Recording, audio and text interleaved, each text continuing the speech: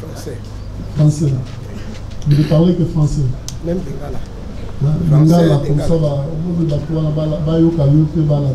vous allez bien. Vous le vraiment bien, parfaitement.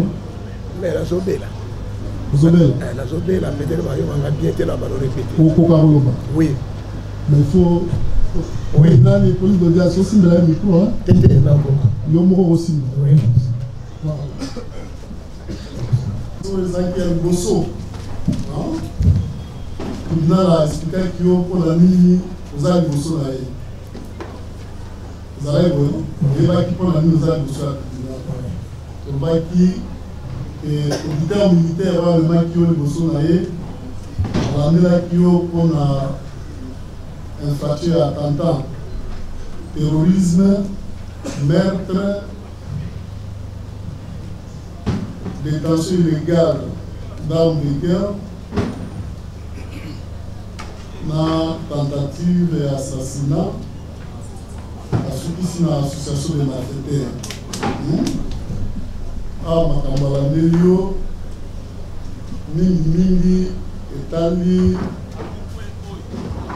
date depuis le 18 comme le 19 mai 2024, dans Makambo Oyo et Salimaki, et pas il y a la résidence honorable Vital Kamere, où il y a le président de l'Assemblée nationale, et dans Makambo Oyo et les cas qui n'ont parlé de la nation. Alors, on a dit que dans Makambo, où est allé, il y a M. Tamba. Hervé Tamba, et sous-commissaire Dodo Lino, la brigadier Etchako Rambo, Karamapouana.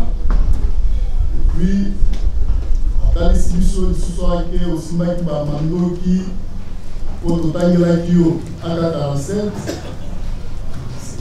Tangi Bandoro Lango, aussi Maki Uzi, Mandoki Dele, pendant que yo osa soldate, osa policier, osa Ramkanda mon côté, président la Tsaki, osa soldat. Bien président de la République à Pessio. Puis à Talisaki, yo oza na lingomba ya bato basimba mandoki. Na lingomba wana, bato nyonso baza na nsima wana. Mais soki kobakisa Christian Malanga na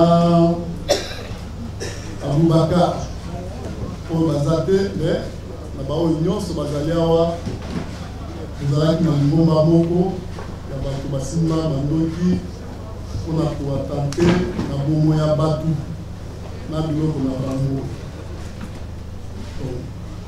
Na mokuse nde makambo wana ministère public ameni yo liboso ya tribunal.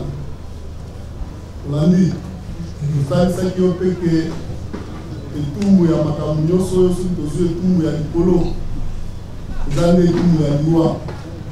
Olandi toyebisaki yo mpe ke okende kobongisa bamoyen ya défense na yo parce que okoexplike tribunal makambo ndenge ezalaki oyo oyebi.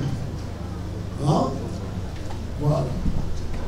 Yango mokolo yango nde yango oyo oyo okoyebisa biso makambo nini oyebi na makambo elekaki na palais de la nation yo oyebi. Ngai nakobanda ndenge nayebaka nanu Christian Malanga. Christian Malanga ayaki na poto kotambola asala plateforme neti ya politique. Asali plateforme ya politique azokesala politique na Congo. Era ye aleki na Londres, aleki na bamboka mosusu wana. Yango biso tokutaki ngai personnellement nakutaki na plateforme il y a Christian Malanga étant membre de la politique. Il y a nani na ye awa na Kisasa. Pour ça la politique. Voilà, vous allez dans Boka. Na Londres. Non, na Londres. Na Londres. Donc, toi, dans Boka. Na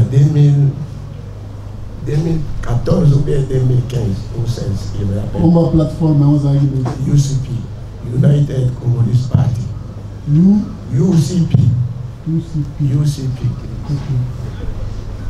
Et la autre tambola, il y a atteint bateau mingi, bateau sans formation, il y a bonne gouvernance, bateau tant de comme ça, Moka, il y a un pays différent. C'est un micro bien important là dans la il y a un avis sur les communiqués, c'est ma camarade à la solo, il y a routine avec ma formation, comme ça, il y a comme ça, Moka.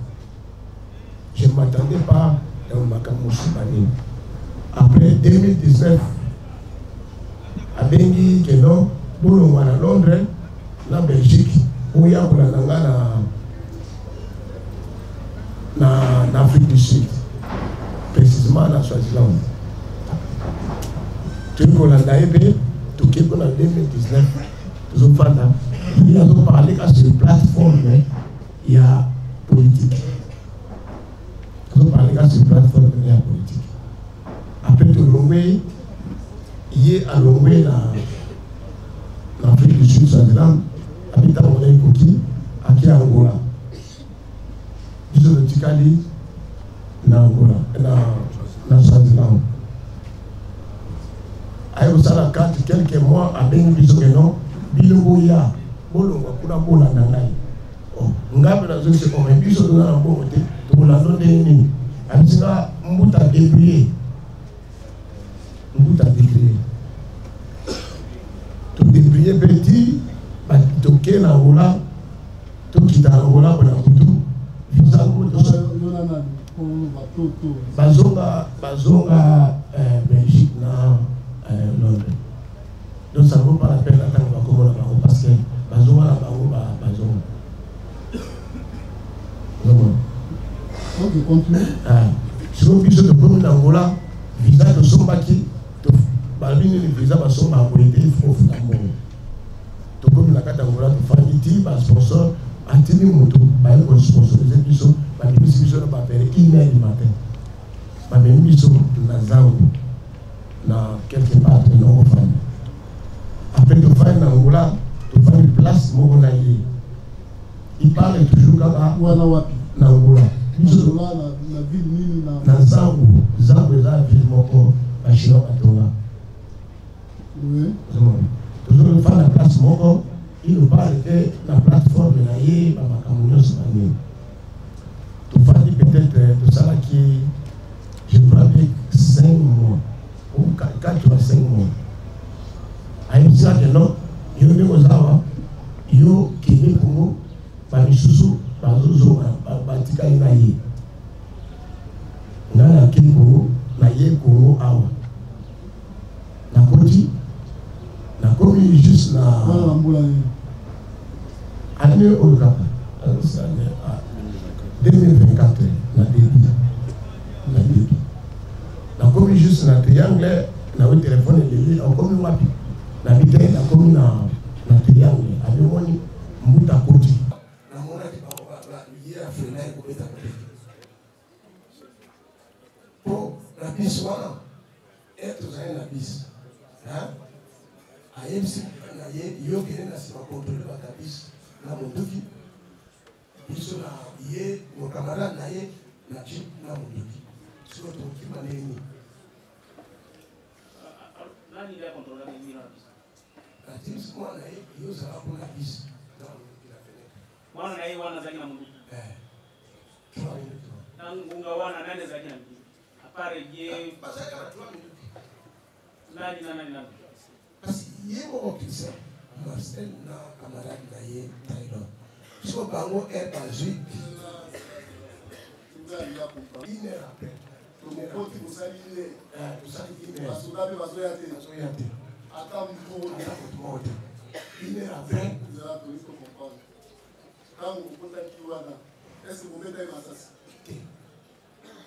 Ça c'est tellement été parce que tu ne peux pas t'attendre.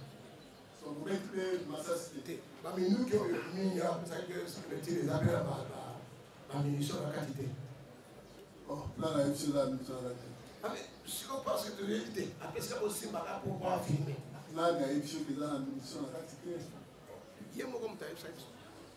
Ah oui, ça fait sur la munition de il y a un mot comme tu as eu ça, la munition de 6 malades par rapport à ta photo.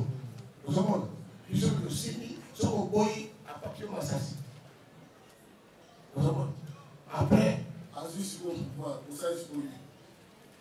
mais ça y est. Dans la vie, étant dans un pouvoir, il y a un petit peu d'Azus, non? Vous avez besoin de la félicité. Il y a des Azus. Après, tu fais un petit balino, tu as vous allez à l'Ibata, vous allez au matin à la bureau. Tu vous allez pour vendre à la bureau. Tu vas la bureau. Au matin, il faut. Tu es na yo qui a tout na motu moko na na wa ko matenanga na ndo ko moza kolo kuna alo kuna drapeau wana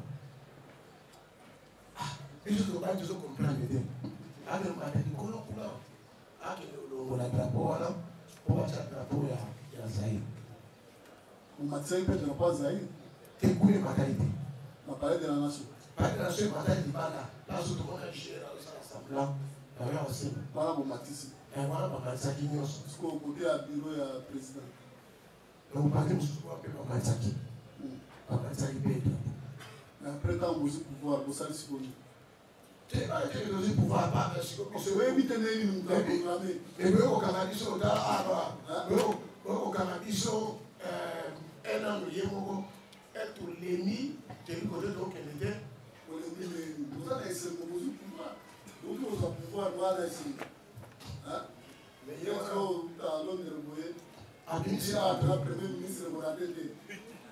Abimisi Bato, alors que le ministre est le limite de Fanny Wan, l'État, aux États-Unis, parce qu'il faut la côté à Bandita Manga, vous avez pas.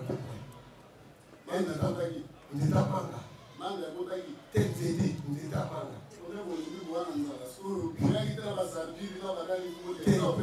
Kuna sandile za laite ya telo kwa zaidi.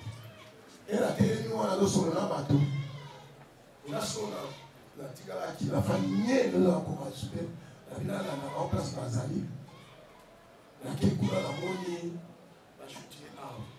Basali ba tiré. Pana. E pa ka soda na.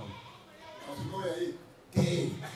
Asoro na yeba sima milu na par contre basimi batika ko. Onoba. Asoro na basima milu kupenda te. Zaka par force wana a forcer bango basimi ka era sisi ko filmer batiko ko kamindoki. Obai ka bamindoki wana. Basana na ube wa bamindoki. Ko za ina pasa okende. Siko elia ke ko dan zeta manga wana. Jier mo mazalaki kuna. Na mupanza ba bismi pale abo manaki. Na watiraki awo.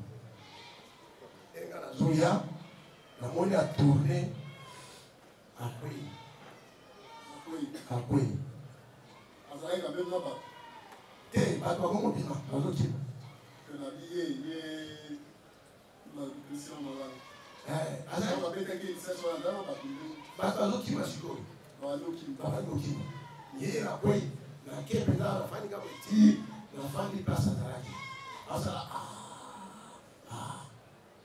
na suis portable na zaira la monsieur le président te na suis portable na zaira o na filmer na suis portable na chira avec ça c'est parce que la sikoyo la kwe tama kwe asa le asala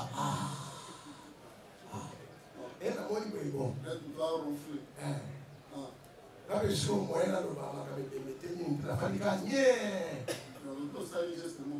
La cité, geste la salle qui, la salle qui comptable, la poche là, la filmée, la jeu continue, la tient out. La famille au palais. Nous avons soldati, vous êtes les films qui tombent en front, nous avons continué au long. La salle où on a vu soldati. La salle où on a vu la partie politique azalaki quand même bon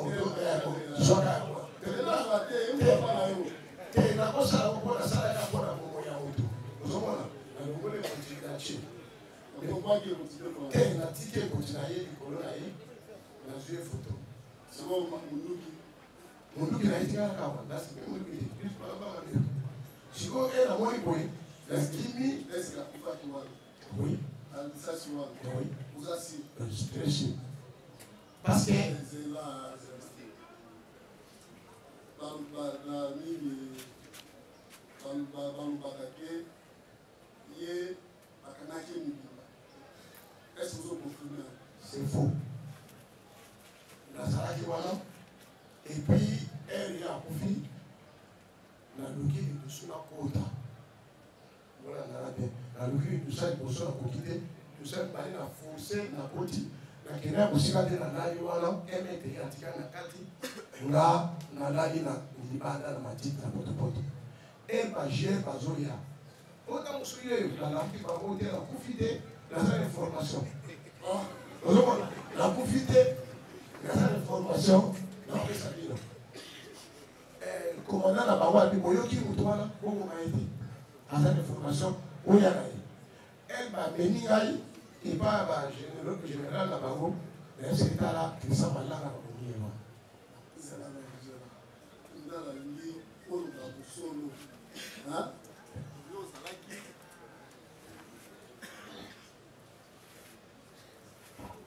ozalaki krisa malanga azwi lisasi omonaki ye azokweya ebandaki na masa na nga wana na rasta rasta biloko de chute président enga nazwa koverifie yango ye akwei bango bakimi nga natikali elengambo nakende opesaka information na police est ce oyokaki liloba na ye ya suka aloba ye basuka atasalika esili alobi te ke toyokanaki boye te toyokanaki te boboma ngai alobaki te yoyokaki te wana bazokosela basoda nayebi te so basoda balobi elo mosusu yoka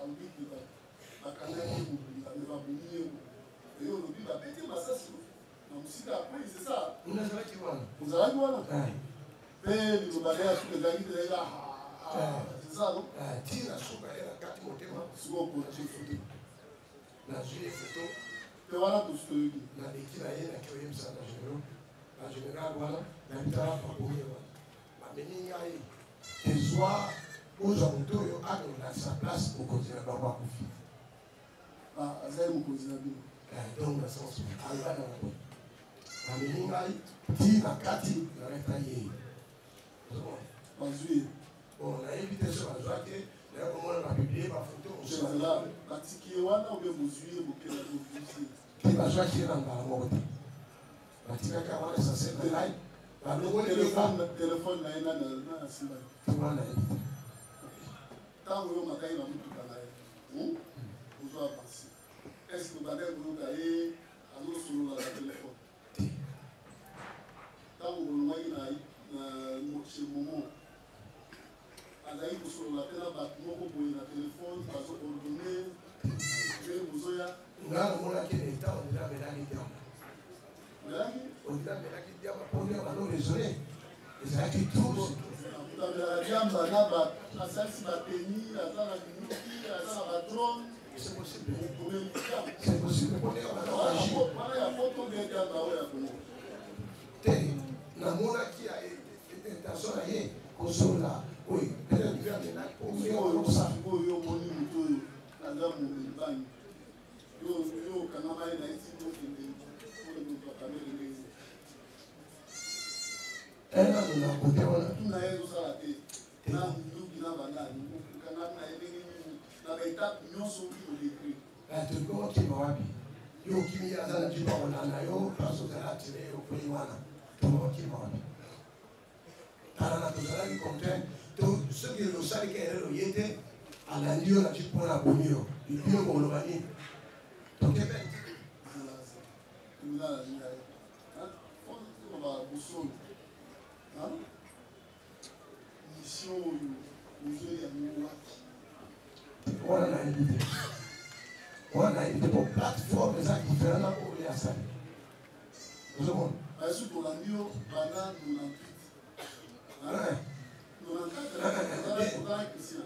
2016 wakati zaina ina platform na hii politika. Uzanaye, ulumwe Londres, ulandie na Swaziland, ulandie na Angola. Atiwa ni wanakamuni. Ulumwe na Angola, Swaziland kama uzola ndaye ndio ni mbuzo sala naye. Kako nini kala ni katika kamoka masala kaboyi. Sola na Angola na buzaro mwana wa. Nakabuzo sanisa batu bien bino na eka bubadi bo batala sala mboga bo kumisa. Ke azalaki soki azala batu na important aonata akekutana bango. Batu important et banani. Batu na ye. Na Angola bubada eka bo. Contact na ye ezalaki banani. Et possible na koyeba mote parce que Okolanda zela Yusuf. Okolanda mutu makamulo ye bakate. Bien sûr, yo mukolo za ngula boye. Là, 53 ans. Donc yo za adepte ya mutu makamuna ye oye bakate. Ozolanda ye aveuglement. Non. Alors, ceux qui Otiki te Londres sha zela na mu. Otiki Londres sha bakino azobela bakende. Oye bi ozoni na Swaziland okoti Angola okoti na Congo ya Kongo. Ok, mangai, yo mangai pour le monde d'ailleurs. On va la caillou pour informer.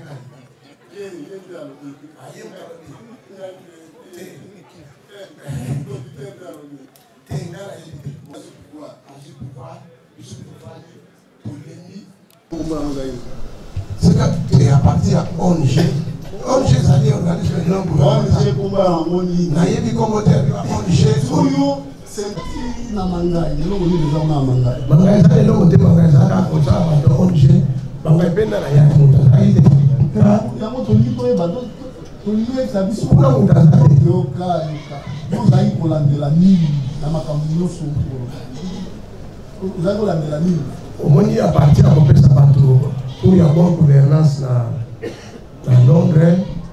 Ozoke ba ozoke ka pour ya moto trato mona kike makamoyo eza sérieux. Ozala mwasi na ba.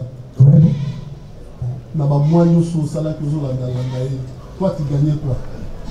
Bon, moi on appelle ça justement un bon quand on dit combien et pour survivre quand il y a un seul gros bien t'es exact prix exacté. Mbala mo ka pesa honnête combien? Ouais à moi mini. Avant que ça va peut-être $5,000 pour bien pour ici. Parce que $5,000. Dans Londres, dans ça, dans un plombier. Plombier. Dans le gagner combien? Il colloque à $5,000.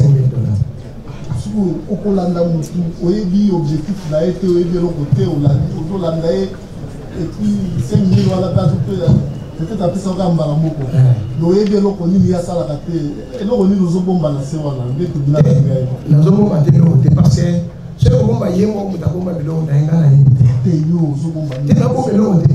Dans un clair on MCO au bout de souci au sous tabac on a le siko. Ayebisa ka yoke okoko manani. Te appelle ça prostituée. Hein? Appelle ça biso prostituée. Teyo biso teyo. Ayebisa ka yoke okoko manani. Promettant la paix prostituée. Pour Babiloko yo allié mo bomba qui na motema na. Niveau de type dans les années. La joie, la 80, la 600, le diplôme d'État, la 89 ans. La Kempona, ça fait 3 ans de social à l'université. Mais, on a objectif. Toujours quand on est là, on a malunga, on a malade, on a et pour ceux qui l'ont fait, ça va cambo dans la zone là, dans la moisse là-bas. Oui, dans la 3 ans. Si vous avez un petit peu de temps, on a kewa. La ke, baïe bika dans la Afrique du Sud, la chose là. Comme ça la nuit. Même ça, la comment tu pourras te prendre à y aller d'été. Toujours là, là. Oui, il faut ok pour ça la nuit. La zone là, là, malanga. Pour malanga. Comment? Pour nous, la malanga. Kasawana, il s'en va au bon. Ah, nous la dit. Parce que c'est là, il s'en va caminer dans la nuit. Pour ce moment, il a commis des moments, il a commis des hommes. C'est que la humanité. C'est la première question. so parce que na yeba ite makambo na armée pour moyo yeba yanga attends et donc politicien yeba yanga na muna ka ba fali ba la penda ou kozade beta kati yo ba ambition na yo zalaka nini ambition na so chikinga na jongi poto ambition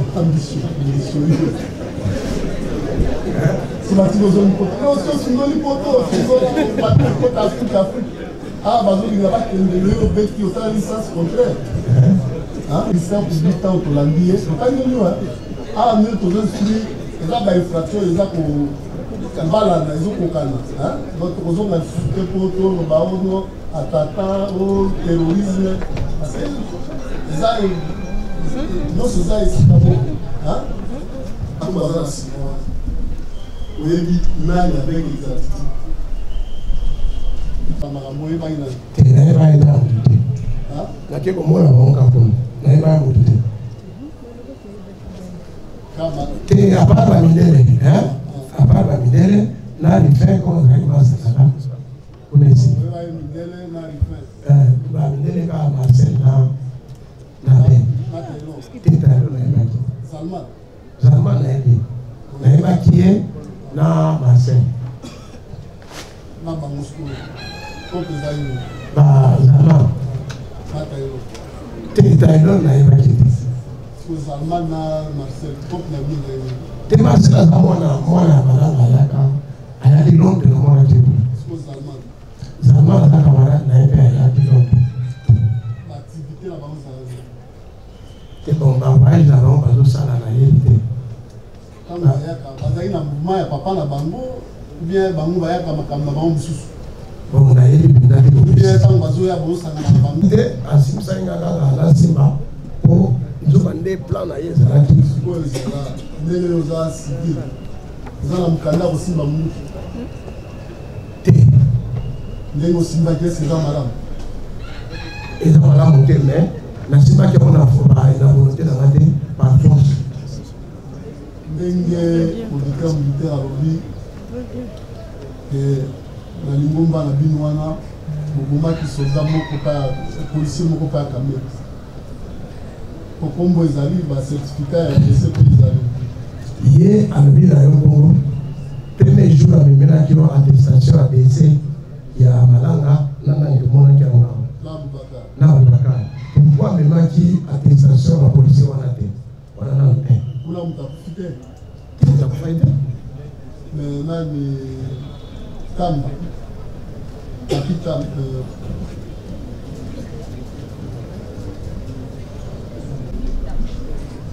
Kevin Tambo na mutuka na ye azotambola nango obotoli mutuka bobomi ye baotokunda ye etali ata 10 jours te baotokunda ye samedi wana nayebi te me bobotoli mutuka bakuti range rover range rover bakuti yango mpa na bino te makamala range rover nayebi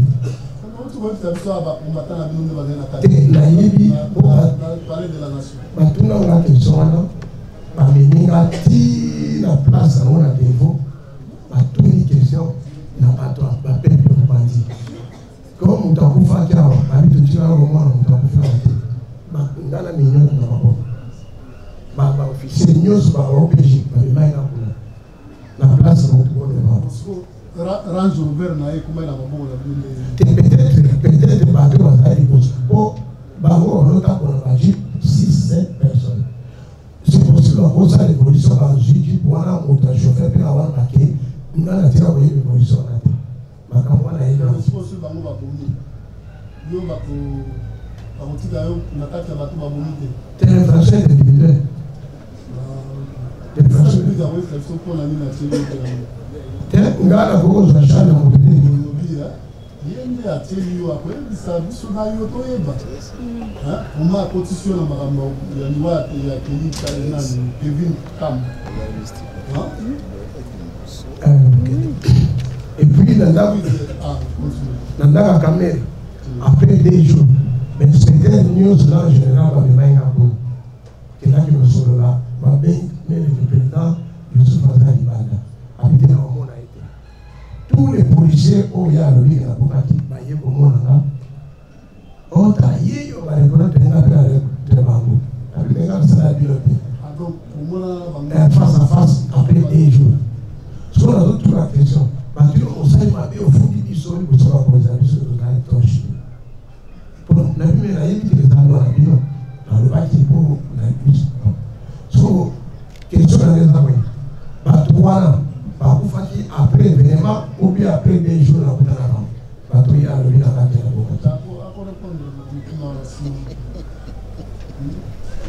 Soit le but que yo peut ou là doit assassiner quand même. Na mundu kini nga mundu kina kidosi magana na pale na nation na par force so Cameroun is assassinated voilà donc ils ont persisté pour le but que mission wana outi na mokonzi moko te awa na Congo ou bien général moko colonel moko mais quand même tribunal à tout le monde a moi système ndenge bagere bakini bini parce que wana zo bakini ndenge wana bantu na bagere na moko parce que son grand et puis beaucoup type petit wana ngala bantu na moko wana na éviter non molobi pe boke pa caméra on pas na ndako bozui pe donc c'est ezaki mission nini juste makambo nyonso ezalaki ye moko Christian azali na motema na ye abomi activité na biso soko moninga azosala makambo motema na ye okotela yango ndenge nini nayebaki te parce que soki age na yo mais bakaka minene boye ndenge azosala bombi na mokeni mais parce que ete papa makambo tozosala eza nini akoyebisa bonso akoyi koyebisaka ye azalaki ependita te agora bater Itália eu sabe a caminho eu sabe a caminho só sai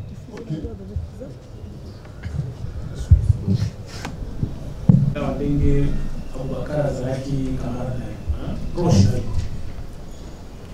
o expliquer tribunal ndenge ye mutu akindozo abateni oyo batungaka ngo na angola zandenge wana sikoyo oyebi esika bateni euta minduki euta wa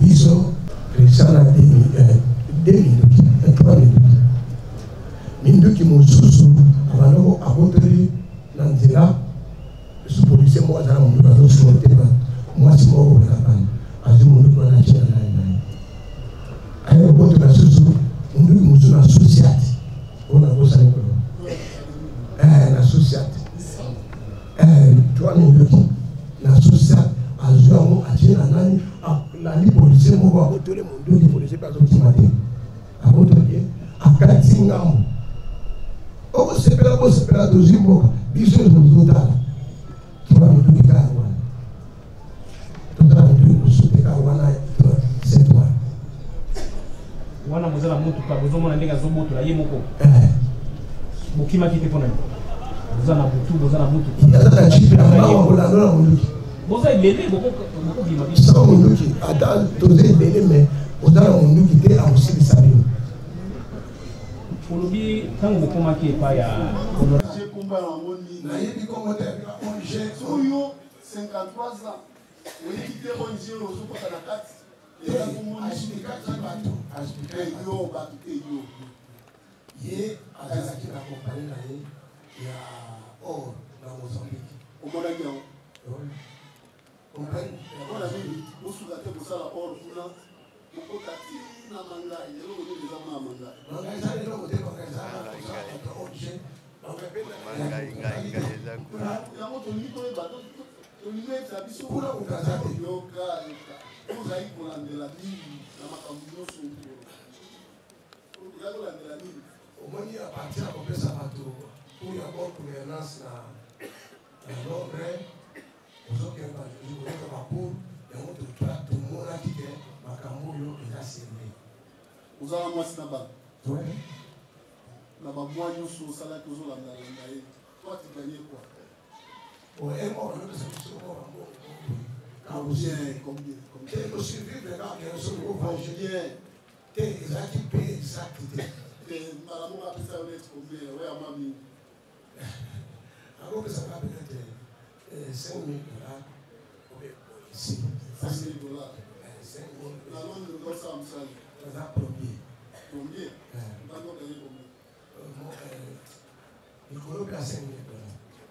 Au Colanda, vous avez dit objectif, là, et vous avez le côté, on a dit, il faut la et puis 5 000 $, on a peut-être appris ça en Maramboko. Vous avez dit, il y a ça là, et là, on dit, nous sommes bons à la séance, mais tout le monde. Nous sommes bons à la côté parce que ce que vous voyez, on a beaucoup de gens qui ont été clair. Dans un clair, on a ici, on vous a souci, on se tape pas, on a la maison. Aïe, ça va, on tu as sa poste. Après ça, il se poste. Yo, biso te yo. Aïe, ça va, on manani. Après, on avait posté. Pour la loco, allié, on va monter. Niveau de titre dans les années. Là, la 86, le diplôme d'État, la 89 ans. La quelqu'un a 3 ans de social et l'université. Mais, on a objectif. Nous avons talent de nous sommes dans la lunga, et tout ce qui est dans les amas d'abord, dans la naïve. Si vous avez un petit peu de bango, vous avez un petit la qui est dans l'Afrique du Sud, la Genève. Au Salamine. Et ça, comment tu peux aller pour aller dans les dictés? Toujours là-bas. Oui, Frango, ok, pour Salamine. La zone là-bas. Comment là-bas? On a la langue. Kassawa, il s'en va bon. Azo prêché bonne nouvelle, mais dans la vie du faut, Jésus va avoir la bonne nouvelle. Si vous voyez, vous avez la dit. Parce que si vous n'avez pas, ils ont pas qu'à venir dans la réalité. Aka yi so yi ke makama minduki o na naite o so mo ni la komi ke mo ni na komi zoba se ke na yi ba ite so na komi ke zoba se ke na yi ba ite makama minduki na armée a Congo yo ba yo kana ko pita elo politicien ba yo na mo na ka ba ba ba ba na ko proposer ate beta kati yo ba ambition na yo zala ni ambition na so ti na la zone boti ambition c'est tu zone boti non c'est zone boti c'est la côte d'Afrique ah ba zone ngara tende yo beti yo ta licence contraire le ministère public tant pour l'anglais, c'est pas une loi. Ah, même pour le suivi, il y a une infraction, il y a pour la nation pour Canada. Donc, nous sommes pour le attaquant au terrorisme. C'est ça.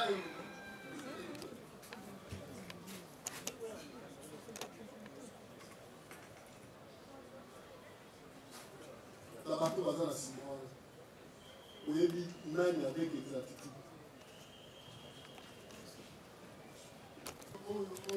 Avec exactitude. Avec exactitude. Avant ma cambo, oui, va y aller. Avant, oui, va y aller. Tu n'as pas été amouté. On a bon capon. Tu n'as pas amouté. Tu à part la midele, hein? À part la midele. Là, il fait comme ça, il m'a dit ça. On est ici.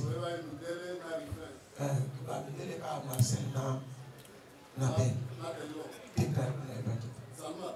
Zalman, na évacué, na Marcel. Ah, Zalman. Taylor, na évacué. Te Marcel, Zalman, mwana malanga yaka. Ayaki Londres na mwana Kivu. Zalman za camarade na epe ayaki Londres.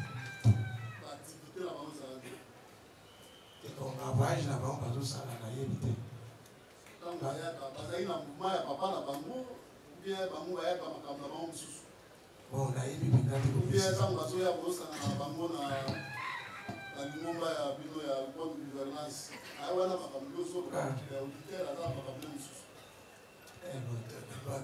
bakomi na bango nayebi te kala monaka ye pembeni ya malaka na marcel mwana na ye namona nduki oyo osimbaki ezali na masasi nayebi te mpo natiraki te asimisangaka kaka nasimba mpo nzoba nde plan na ye ezalaki oyo ezala ndenge oza te ndenge osimbaki esi eza malamu eza malamu te me nasimbaki yango na volonté nanga te par force ndenge auditeur militaire alobi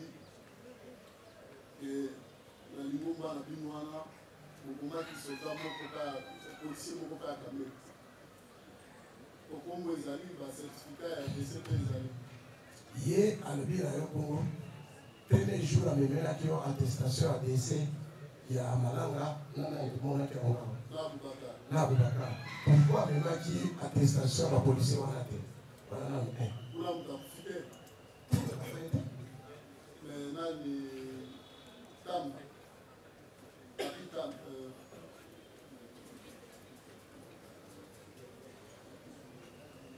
tamba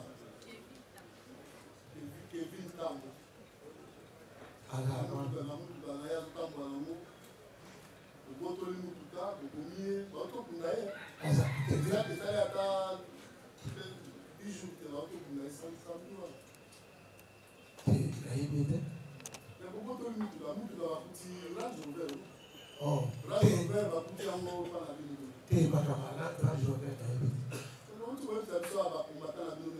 te nayebi batuna nga question wana bameminga ti na place yango na devo batuni question na bato bapeple panzi comme moto akufa te awa nabi totikala komona moto akufi awa te bakundana miniote na maboko baofficier nyonso baopg bamemaka kuna na place mokooleba peut-être bato bazali liboso mpo bango banotambola bajipe 6-7 personnes c'est possible bakosala évolution bazwi jipe wana moto ya chauffeur mpe awanga te nga natika koyeba évolution wana te makambo wana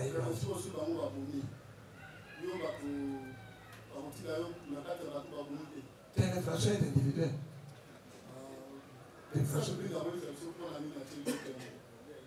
nga nakoki kozwa charge ya moto te yende ateli yo akoyebisa biso na yo toyeba koma akotisi yo na makambo ya liwa ya pays cardinal Kevin Tam et puis nandaka kamere après 2 jours l'inspecteur nyonso na général bamemai nga kuna kenaki mosolola babengi le président Youssouf aza libanda abite na omona tous les policiers oyo alobiki na bomaki baye komona nga otala ye yo baregrete nga mpe na regrete bango abimenga nasala bino te face à face après 2 jours soki nazotula question batuna mosali mabe ofundi biso liboso bakonzi na biso tozali tochine mpo na bino nayebi te eza lwa na bino nalobaki mpo na plus so question nanga eza kona bato wana bakufaki après événement ou bien après 2 jours nakutana bango bato oyo alobi na kati ya nakokota soit alobi ke yo mpe olingaki koassassine kamere na monduki nini nga monduki nakelosimaka na pale na nation na par force so Cameroun assassiné te wana te donc ozopersiste olobi ke mission wana euti na mokonzi moko te awa na Congo bien général moko colonel moko telayebi te mais quand même tribunal azomona mwa système ndenge nini bagere bakini bine place wana ozoloba bakini nini wana batula bagere yango moko parce que sokoka epuis bokoti mpe oti Mais pas le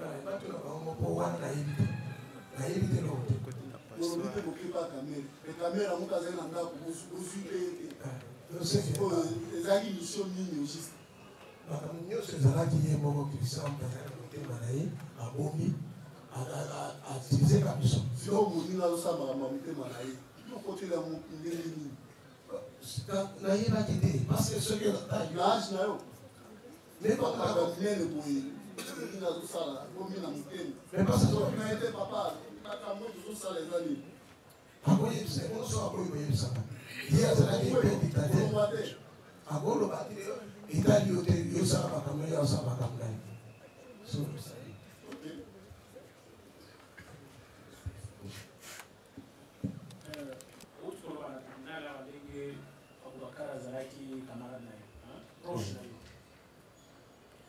on explique que tu l'as dit, il y a un mot soit tenu au niveau de la Angola. Vous allez voir. Oui. Au lieu de se faire tenir au cas, il nous qui est ils sont qui nous sous alors à côté dans Zéla, ce policier moi dans le moi c'est moi qui la azul nous la chaîne là ayo ko na susu on dit que na société on a besoin na société toi on dit la société azul amo achena nani la policier mo ko le policier ka ultimate aboto akati ngamo oko sepela tozimboka biso zozotala tuwa biduki kaya wana tozala biduki musute kaya wana itwa setwa wana mozala motu kabozo mwana ndenge azobota ye moko mokima kite kona ozala na butu ozala motu yazala chipia bawa kolalola moluki oza ebele moko sans moluki ata toza ebele me ozala moluki te akosikisa bino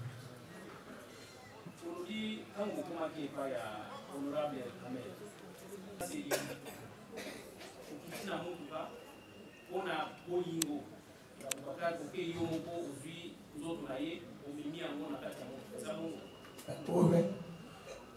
yo civil na sens ezolela courage wana obisaki yango namonaka te camarade na Christian Malanga moko Marcel moko Kailo moko nde basimaki sikoyo na ngonga nini Kailo aye kokota na bisi na moluki avant que le plan Kailo la zone na chip biso to la sera zone na bisi Marcel azongai ka bisi na moluki azo contrôler vous bon le susu ye alora to na chip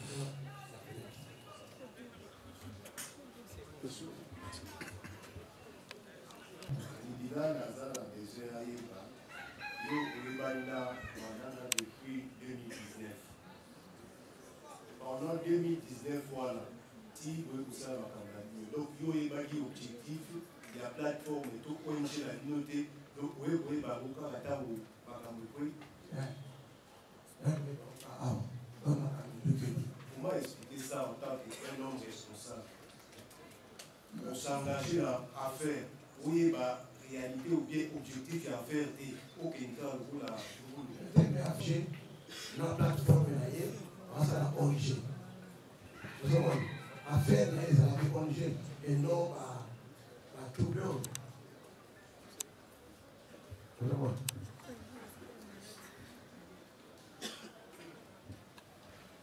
Tangu bokoti na ndako ya Kamere yo lobi bokende kozwa Kamere po bokende na ye na Palais de la Nation tangu Christian Malanga azoloba Kamere ayoka mais bobini na lopango ya Kamere bozwi Kamere te bino bokokaki mpona kozwa ye mais bobini bozwi ye te eloko nini elekaki po bozwa ye te bokende na ye ngai nakotala lopango Kamere mpona kobimisa Abubakar ni na kufanya yemo kusaka zalai kuna babomaki mwinda azoganga yemoko bomi mwinda kumtasima bomi mwinda yazoba boya wabozwelanga Kamere tokende to résister résister pour gâter ma soeur, ma sasse. Pour résister ou bien ma sasse, les obètes. Qu'est-ce qui fait que résister parce que nous avons maté la soeur en contact qui, ma mona diga, on appelle la monia là, la mona de ma fille là. C'est là. Ma sasse, c'est là qui, de part et d'autre, ou bien Christian a rendu la obète. De part et d'autre, c'est pas ces policiers moi que nous avons là, on a tiré à Boubaka. Le bateau que ceux qui vous ont qui étaient là parce que nous avons qui est le bouquet, les armes, ça c'est la maman, les gars qui habitent. Moi, les gens plan dans la moi, les gens sont plan. Ça c'est la maman, les gars qui habitent. Parce que, voilà, nous sommes très importants, les gars qui habitent, le motif à tel besoin. Parce qu'il y a des continuer. Il y a des gens qui sont là, il y a des gens de résister, toujours pour rater. Nous avons que besoin dans la sasse. Et tout le monde va s'asseoir pour les gens résister. Pour les gens soldat, on va guider ma sasse. Pour résister, on va dans ma sasse. Mais pour les gens soldats, organe de la loi. Vous allez suivre le premier. Je pense que si vous avez d'autres éléments de charge, vous avez la parole pour résumer. Qu'est-ce que cet homme est prévenu Youssouf? Monsieur le Président, Youssouf, nous les poursuivons pour six préventions. Vous l'avez dit. Monsieur le Président, distingué juge, Youssouf, c'est lui l'homme de confiance de Christian Malanga. L'adjoint, le coordonnateur du mouvement de Christian Malanga. Depuis 2019, 2016 déjà, il est avec Christian Malanga. Alors, 2019, monsieur le Président, lui, pas lui seul, il se retrouve à Swaziland. À Swaziland, il n'est pas seul.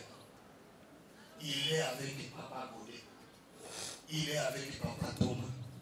Il est avec Maman Mado. Tous qui viennent de la Belgique, de la France, ses amis. Et Benjamin là, l'Américain, il est là avec eux à Swaziland. Benjamin. Le premier Américain qui est là, Benjamin. Il est à Swaziland. Ils sont en formation politique. Le mouvement créé par Malanga, Christian, ICP, United Communist Party. ICP.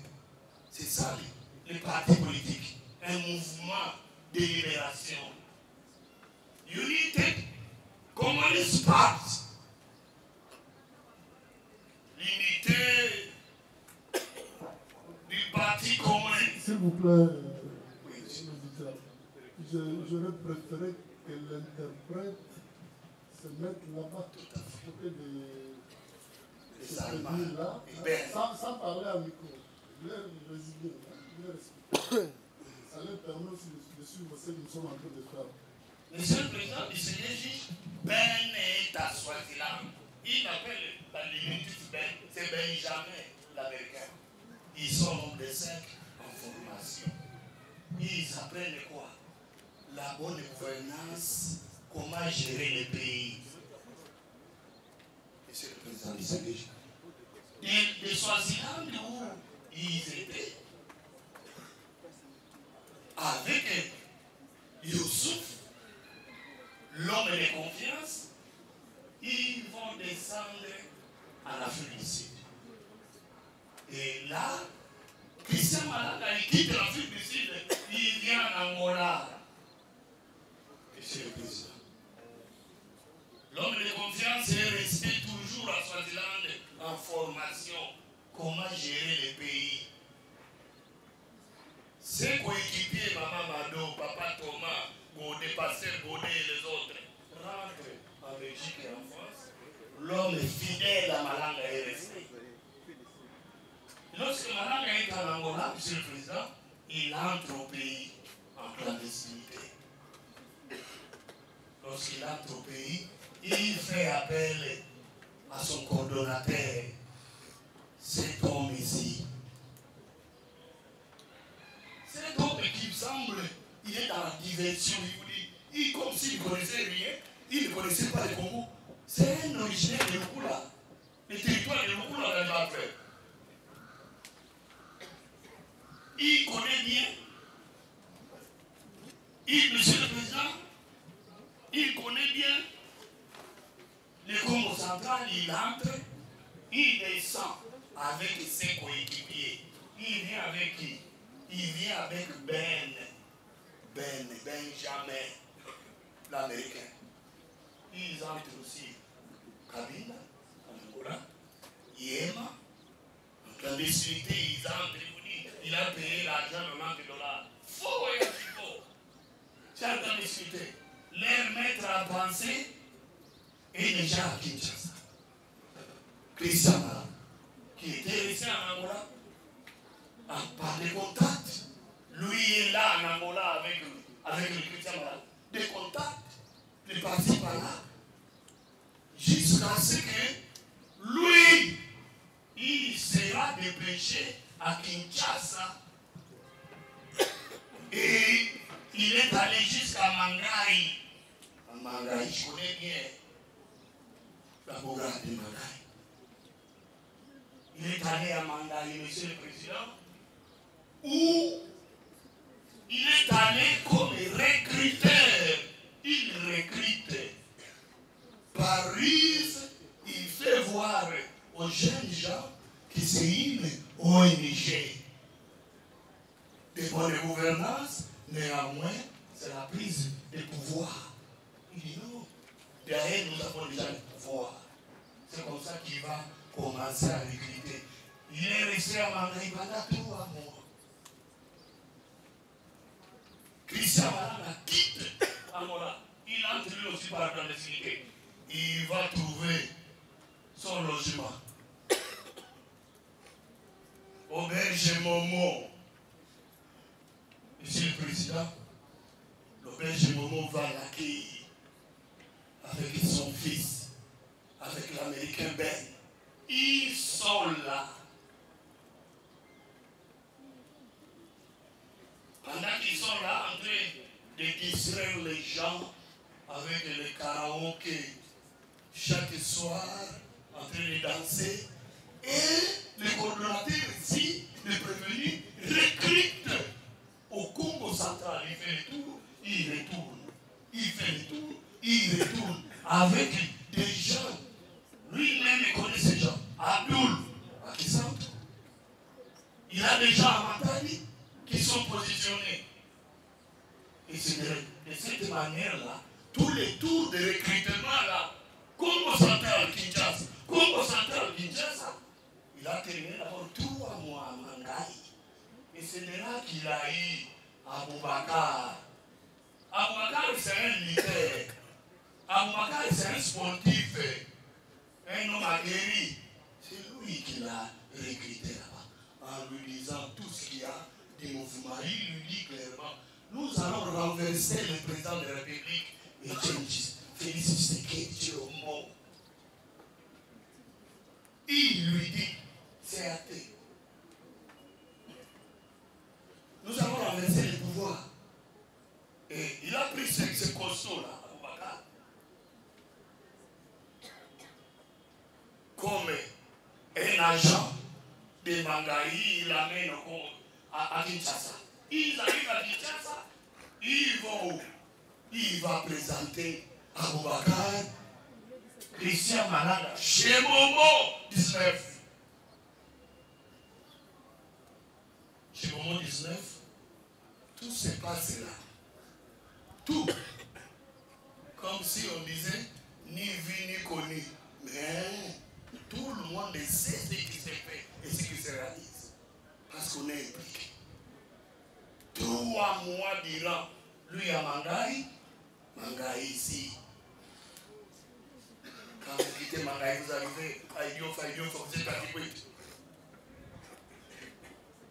Monsieur le Président du CDJ, c'était pendant 3 mois, il est là. Christian Malanda, avec ses deux, son fils et son ami Benjamin, pour l'homme. Ils sont vus et connus de tous. Maman connaît tous les détails aussi. Je vais ramasser au moment de l'exécutoire à ce moment-là. Monsieur le Président du Seigneur juge, comment il va arriver cet homme ici? Les Gordons viennent nous présenter. Il vient présenter qui? Il vient présenter Aboubakar auprès du président. On l'appelait déjà président. Christian Malanda, président. Nous allons prendre le pouvoir. Après le mécanisme, lui-même a dit, je n'ai pas dit ça à Aboubakar, mais je lui ai dit que nous prendrons le pouvoir bientôt. Tous les jours, en préparatif, en recrutement, les tenues sont achetées au Congo, à Angola. Et nous parviennent, lorsque les tenues viennent au Congo, Kinshasa, c'est Aboubakar qui doit aller les prendre. Aboubakar est allé les prendre. L'homme que lui a recruté. Il va arriver à Matadi, il trouve les services de la mer derrière, il camoufle dans le bus, il prend un taxi. Et d'ailleurs, monsieur le Président, d'ailleurs, celui qui a payé ce taxi-là, l'argent de financement pour que les pays arrivent, il est là, le Canadien. Il est là. Le prévenu, il se nomme qui est le prévenu canadien. Il est là, monsieur. C'est lui qui a payé l'argent. Il paye l'argent. Il est l'ami intime au prévenu qui est devant vous ici. Le prévenu sauf. Monsieur le Président, quand il a été intéressé au mouvement, il a été trouvé à l'hôtel James de Matadi.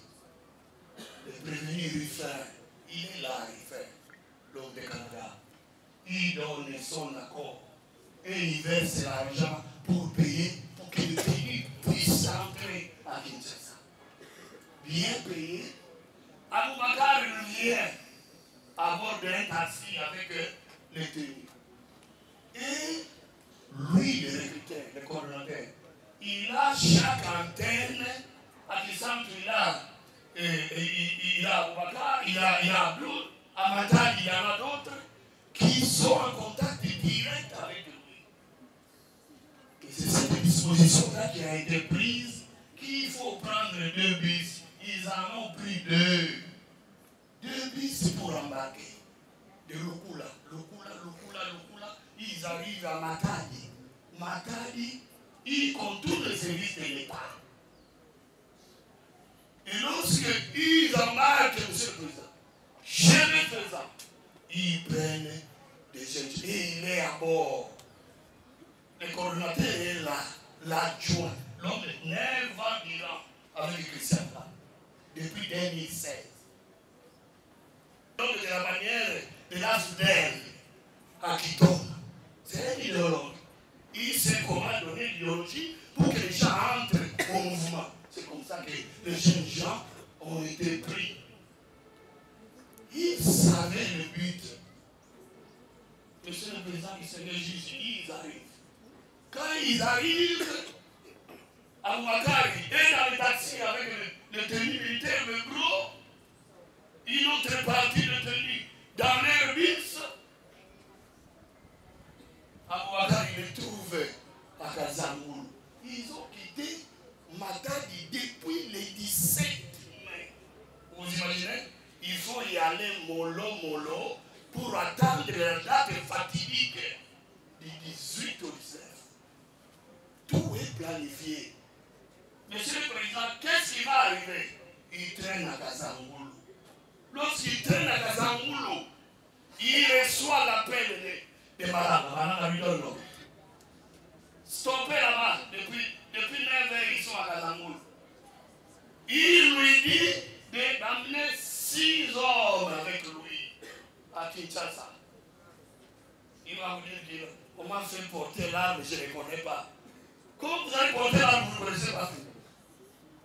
Monsieur le Président, il a laissé le bus. Je voudrais vous dire que lorsqu'ils sont arrivés à Mouba, il y a eu un problème à Mouba. Jusqu'au point que les gens de Mouba commencé à sortir pour voir. Ils ont abandonné le premier bus. Voilà l'homme là qui a fui avec son premier bus. Jusqu'à ce qu'ils vont les amasser tous dans un seul bus. Monsieur le Président, voilà l'homme là, l'homme a protégé celui-là qui a compris qu'il y avait quelque chose de contraire. J'arrive. Les éléments précis, parce que là, ça ressemble à un réquisitoire. C'est pas un réquisitoire, je viens les éléments. Par rapport aux faits, par rapport aux infractions poursuivies. J'en viens, laissez-moi vous dire. Laissez-moi vous dire, M. le Président. Nous avons ici l'infraction d'attentat. L'attentat, j'en arrive. C'est quoi l'attentat? Qu'est-ce qui est arrivé pour que nous le poussions l'attentat? Je viens en peu par peu, vous allez m'avancer tout ça. Attendez, nous venons de suivre la version des faits. Le maître, n'avez pas la parole. Le tribunal a posé des questions. Si vous avez des questions, des précisions, ou si vous avez d'autres éléments que vous voulez, des éléments de charge. Les éléments de charge, monsieur le Président, il y en a. Il y en a, je vous Au les lieu donne. d'aller dans le sens de réquisition. Je vous le donne. Nous avons versé au dossier les certificats de décès de 3 personnes. Porteurs d'armes,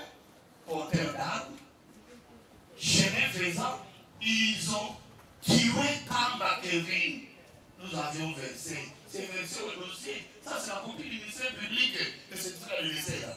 Mort d'homme. Restez là-bas, maître. Police d'audience. C'est versé au dossier. Ça, c'est la copie du ministère public. Tamba Kevin.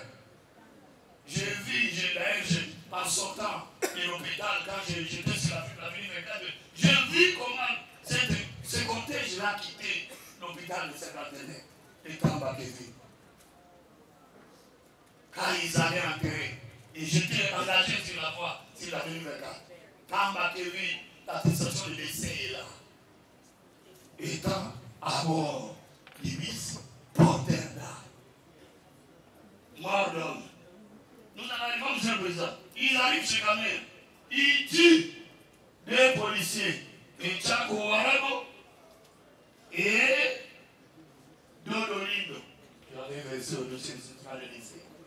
La police scientifique était avec nous tous les matins.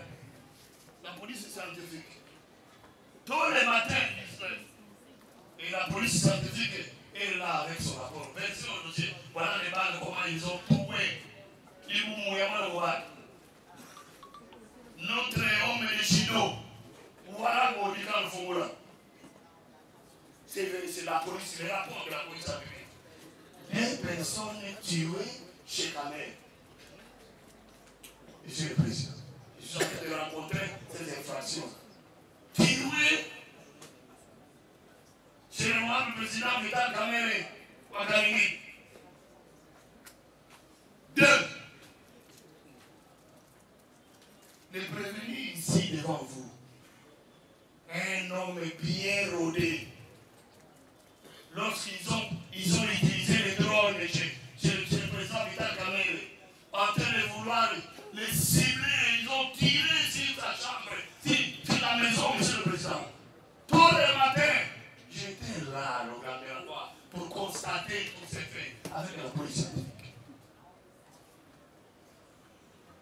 Voilà. Vital Kamel a échappé belle. Et l'homme à la manœuvre. Heureusement que vous êtes un tribunal sage, vous lui avez posé la question. L'homme à la manœuvre, monsieur le Président, c'est lui qui a rampé. Il a rampé pour aller récupérer son homme Aboubakar, abattu par un tueur policier.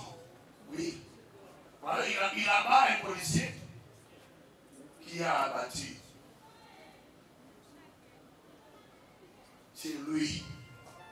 Il est allé récupérer les corps de son homme de Mangaï. Il n'a pas voulu laisser, monsieur le Président, il est difficile de récupérer un corps. Et lui a rampé et jusqu'à récupérer le corps. Il a mis le corps dans le bus, dans la jeep, et ils ont attaqué les palais de la nation. Ils ont tenté d'assassiner le président Kamer. Et ce qui a manqué, c'est quoi? C'est pas le fait que Aboubakar est tombé, les choses ont changé, ils ont quitté là. J'en viens à la situation de malfaiteur.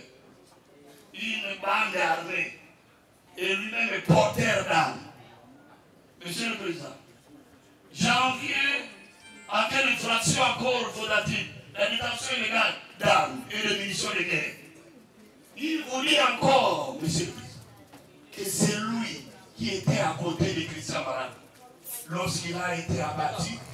Et c'est lui d'ailleurs qui a vu le lieu où il a eu la balle. Il a même filmé et il a couvert le visage de Malak. Vous réalisez que c'est l'homme à la manette, le coordonnateur du mouvement qui était jadis ICP, qui a changé en New Zaïre dans les buts. Ah voilà, il dit notre but c'est de renverser les régimes. Et c'est ce qui a été fait. Le Christian Malanga, le président, a dit fini le régime. Le président Félix Tshisekedi, la déclaration de prise de pouvoir, il est là. Et les photos, lorsque vous allez visualiser les images, vous les verrez l'homme à la manœuvre en tenue porteur d'armes. Ou au palais de la nation. J'ai réuni ces 6 infractions à sa charge. Le terrorisme, les actes de violence dans le but d'intimider, de créer la terreur dans la capitale. Nous sommes un jour de Pentecôte. Nous devons aller à la fête de la moisson. Nous nous rencontrons le matin. C'est la fête du renversement du régime. Et ils étaient en train de célébrer. Monsieur le Président, voilà toutes ces infractions. Et l'homme ici, devant l'OPJ, devant l'officier exécutif public, assisté de 3 avocats, cet homme a été très clair, point par point, comment ils ont dépossédé les armes et les actes de violence auprès des policiers. J'ai versé les noms, la liste des renseignements. Au tribunal va faire appel à ces policiers. Ils vous diront comment ils ont été violentés. Ils ont tué Tambakeville. Et vous verrez, Monsieur le Président, un monsieur, l'ami de Tambakeville, qui viendra ici. La partie civile, famille Kevin vous a dit que cet homme est tenu de nous renseigner. Voilà les 6 préventions à sa charge. Tout est réuni. L'homme ne nous a pas causé beaucoup de tort. Merci. Et Monsieur le Président, je termine en disant qu'il a été entendu une fois devant l'OPJ. Très libre. Il vient devant nous. Monsieur le Président, il comparait, il finit. On l'a récupéré encore pour un interrogatoire. Le PV subséquent est là. Il vous narre comment le mouvement devait prendre. Le prévenu ici, l'homme de confiance, je cite, il est allé dans une association. Il est allé avec Christian Malanga au camp Kokolo. Dès les premiers jours, c'est lui qui nous a vu. Ils arrivent au camp Kokolo chez un ancien ami de Christian Malanga, militaire, et de là, ils ont pris une première arme. Une première arme leur donnée, lui et Christian Malanga. La première, c'est celle-là. Maître, laissez-le parler. Une arme au camp Kokolo chez un ancien coéquipier de Malanga, qui lui cède à celui-là. Heureusement qu'il a dit qu'il était déjà décédé. L'OPJ l'a amené là-bas pour rechercher cet homme. Il semble qu'il est décédé. Cet homme serait ici. Vous avez un solo. Vous avez un Kakoukou. Non, Christian Malanga. La carte est ça qui a un médaille. okende na mutuka obe na makomi na jipe na ye okoti mpe na camp ase présenter loba nani mpo bokota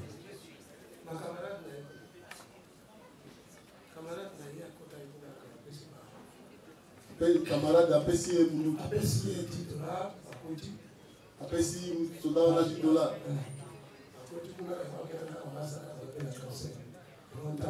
azali obela cancer sikoyo ye masa wana zwi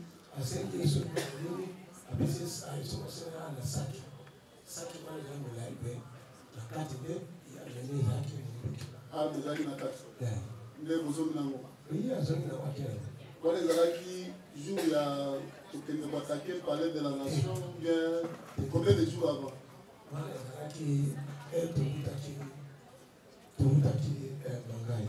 ntango outi mangai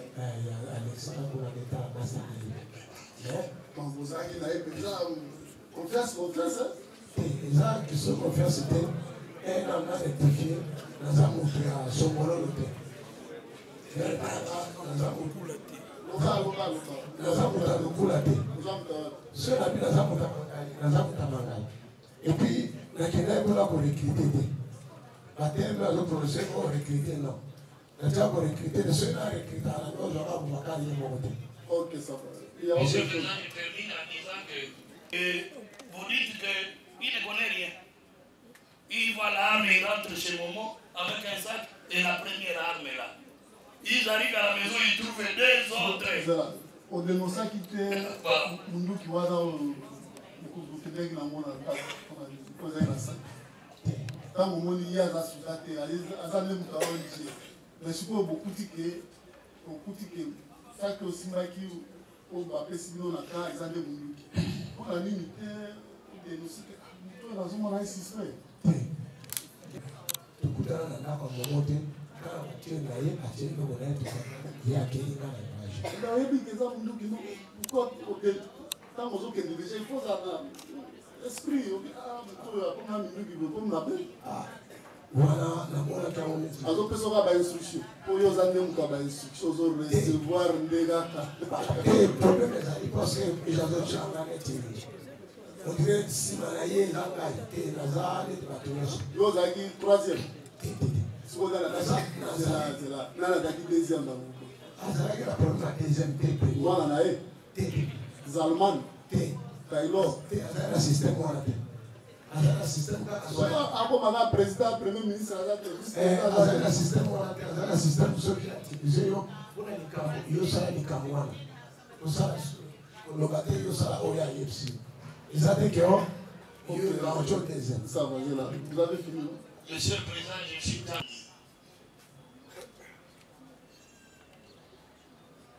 Il est dans les mouvements tels que nous venons de le lire et de démontrer. Porteur d'armes dans le but de renverser le régime. Il a tué chemin faisant Tamba Kevin et les deux policiers Warago et Don Olindo à la puissance du président Kamere. Et porteur d'armes, Monsieur le Président, il a mis votre société très sage. En tant que civil, vous avez l'autorisation de détenir une arme de guerre? Oui, non. La civile, ça qui est là. Qu'est-ce que c'est ici? La détention, elle est punie de la même manière que tout autre. Détention légale. Merci, là, vous revenez sur vos paroles.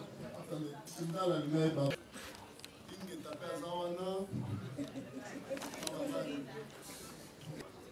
abuse bonoso na biloko na toile oyo ye azoloba koboma zela na question atekila bokutaki biloko mpa na ye aki na kote ata bakamere yango wana na kati ya makila wi yango oyo non donc soki ministère public alobiki oyo eza échantillon ya bateni akosi teke oyo eza bateni oyo bolataki bateni tolataki drapeau mpe nde ya Jair.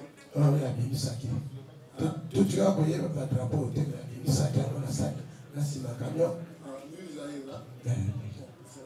soki na moko ya moke tribunal ngomba na bino oyo bato ya SCC bazalaki na kati SCC eza kani église du Christ au Congo bakonzi na bango bazali kosoutenir bino mpe na kati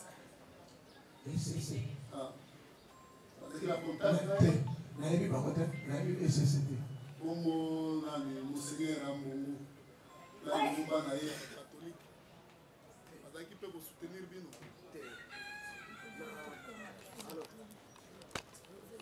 arrangez là-bas voilà ils ont ça là. Si ça fonctionne le son aussi. L'amplificateur.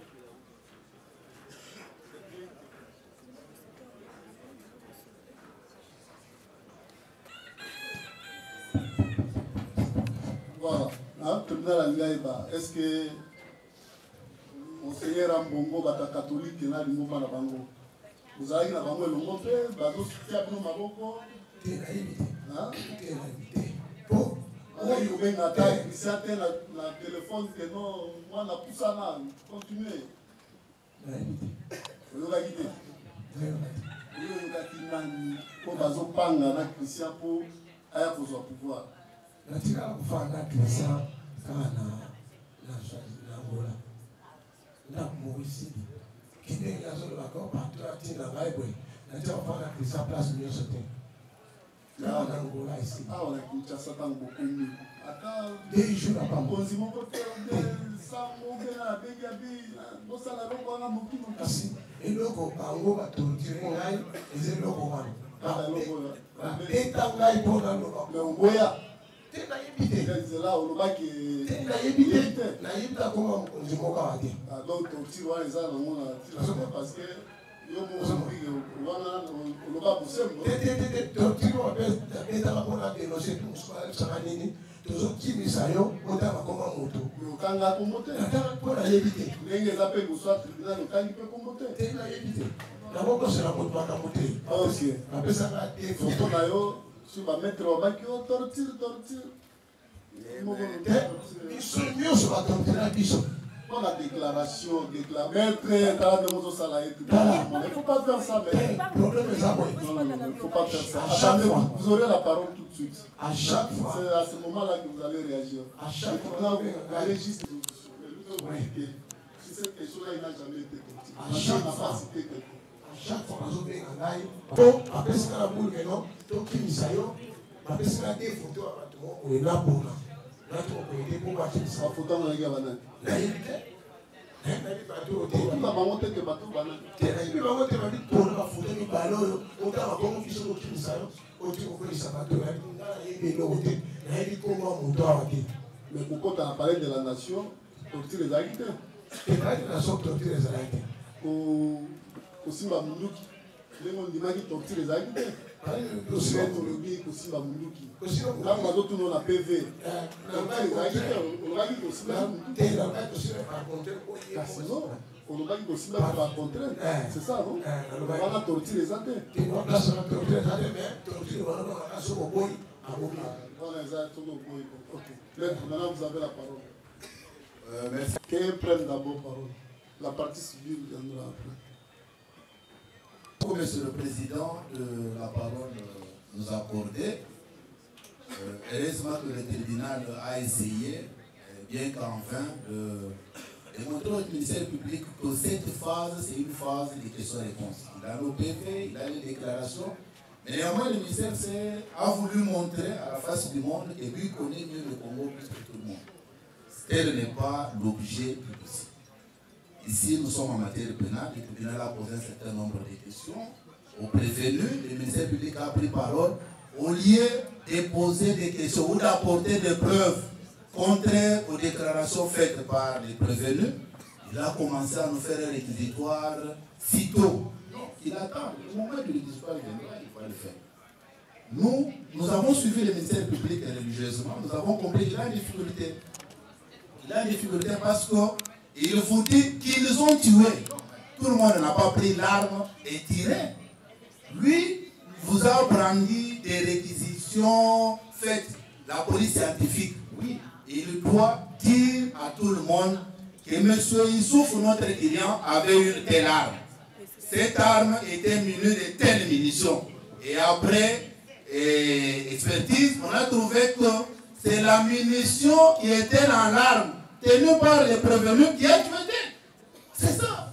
Mais il faut dire, ils ont tué. Oui, il y a une mort d'homme, mais qui a tué? Qui a tué? C'est-à-dire tout le monde, soixantaine, je ne sais pas ce temps, a pris l'arme ou a touché l'arme, a commencé à tirer. Non, il y a eu mort d'homme. Il est certes vrai. Ministère public, ils nous disent, est-ce que notre client, c'est lui qui a donné la mort à tous ces gens? Si oui, il apporte la preuve parce qu'il est avec la police scientifique. Il nous dit voilà, telle arme c'est M. Souf qui l'a dételé. Résumez vous mettre. Non, nous pouvons seulement poser une question au ministère public. Et nous dire, parce qu'il vous dit qu'ils ont tué. Non, nous ne sommes pas dans ils ont. Nous avons M. Souf la prévenu. Regardez alors, vous avez la parole. Par rapport à la question. Distingué juge. Le conseil nous demande qui a tué pour un porteur d'armes. Qui a tué et nous les poursuivons en participation criminelle d'ailleurs. Monsieur le Président, nous les poursuivons en participation criminelle. Est-ce que le Conseil connaît? Il connaît bien la participation criminelle.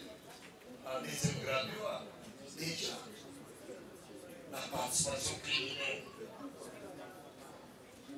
La pluralité des délinquants. Lui-même est porteur d'armes de guerre. Monsieur le Président, en participation criminelle, comme auteur ou complice. Selon l'un des mots de participation criminelle, il a tué. Porteur d'armes, il a tué. Monsieur le Président du Sénat juge, il y a Youssouf qui est là, qui n'est ni pas. Et vous verrez, lorsque vous allez ordonner qu'on puisse visualiser l'image, vous les voyez très bien là, bombé en uniforme, et Yousaï, porteur d'armes, et les munitions qu'il a attirées. Seul lui connaît les munitions qu'il a utilisées. L'arme est encore entre ses mains. Je cite, Monsieur le Président. Je cite. Une théorie, un doctrinaire a écrit. Lorsqu'il y a pluralité des délinquants, nous sommes dans une phase où nous recherchons qui a tiré parmi les gens qui avaient les armes. Porteur d'armes, ce n'est pas moi, mais vous avez l'arme. Porteur d'armes, ce n'est pas moi. Priorité de délinquants. On lui applique la théorie de l'emprunt des conditions. C'est une théorie, Monsieur le Président, qui veut vous dire que vous avez une pluralité de prévenus et vous ne savez pas qui a réellement tué. Vous appliquez la théorie à tous les prévenus. Nous l'avons dit. Merci. La théorie de l'emprunt.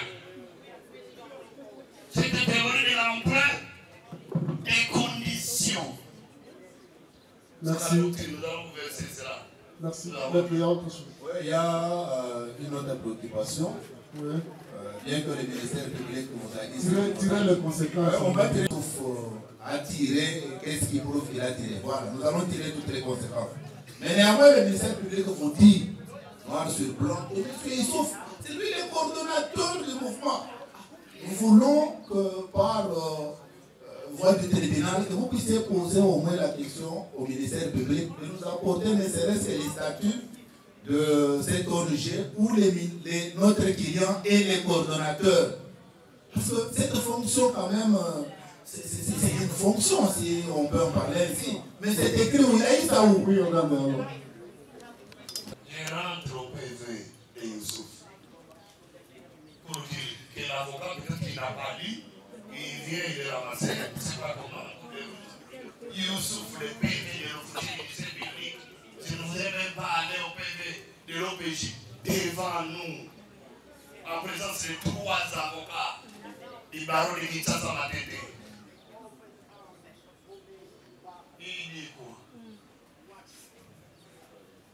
dit ceci. Je vous lis, Monsieur le Président.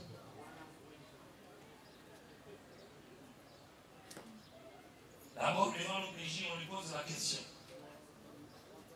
Reconnaissez-vous que Malanga n'est pas à sa première tentative de coup d'État?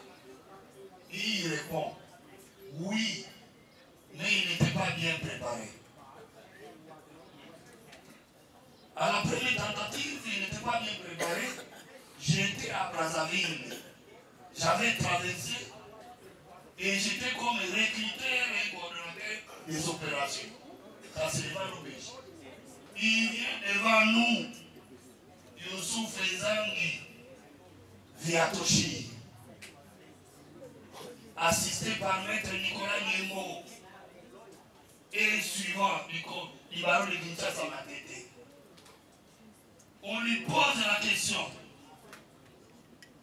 Inounar, comment il a quitté, il arrive, comment il est envoyé à Mangaï, comment il recrute lui-même à Boubacar, comment il a expliqué à Boubacar l'objectif de la mission. Lui-même, Monsieur le Président, il continue avec nous. Il va chuter. J'en arrive. Soyez apaisés. Il va chuter en nous disant ceci. Monsieur le Président du Sénat, comment il a ramassé les armes avec le président Malanga. Il descend jusqu'à nous dire que notre entreprise criminelle avait comme objectif prendre le pouvoir par la force. Il nous dit encore, il chute en disant, Monsieur le Président, que nous avons avancé, arrivé au poste de la police, nous avons arraché tout le temps. La question c'est de savoir. Les coordonnateurs, j'en arrive, Monsieur le Président. Par quel élément vous dites qu'il est l'adjoint ou le coordonnateur de... Tout à fait. C'est ça la question. Il est le coordonnateur parce qu'il a déclaré lui-même, je vous l'ai dit, il dit ceci.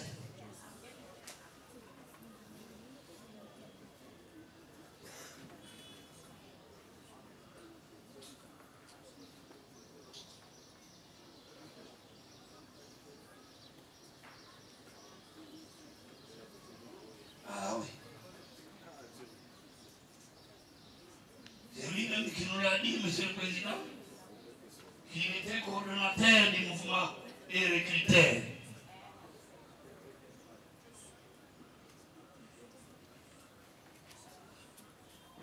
Nous allons vous les donner.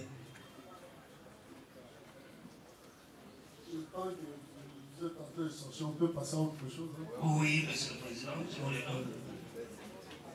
Tout de Il suite. y a une autre question. Hein? Que j'étais recruteur. Vous ne donnez pas de compte. C'est quel La côte dans le PV de l'OPJ, côte numéro 9. PV de l'OPJ, côte numéro 9.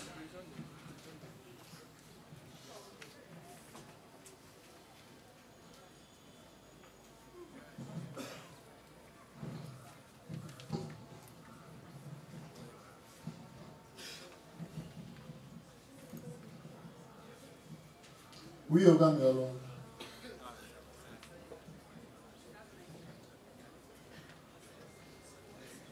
Ah voilà. Il dit encore, Monsieur le Président, il dit à Matadi, nous avons embarqué 16 personnes. Les gens équipés, c'est de Lukala, ont été embarqués à Lukala. Toutes les délégations avaient un représentant à qui j'étais en contact permanent. J'avais coordonné cette opération. Nous avions réussi à embarquer les personnes à Kisantu jusqu'au premier vice Voilà. Il s'est appelé. On peut avancer. Oui. Notre client est logé de Lukula. Il n'est pas logé de Lukula. Il demande à il dépend de Lukula sur le Congo central. Donc il faut qu'il soit, le prémisseur public soit calme. Parce qu'il y a des choses qu'il dit, c'est vraiment à côté de la plaque. Merci beaucoup. Parce que vous avez fini les parties civiles, bien qu'on a inversé l'ordre. Le tribunal avait soif d'écouter la défense. Merci beaucoup, Monsieur le Président. Juste moi, sans consulter un dossier, et ça nous remplissait personnellement de joie. Parce que qu'est-ce que nous avons encore en ce moment-ci à dire? En ce qui me concerne, de demander une petite précision. Que voici,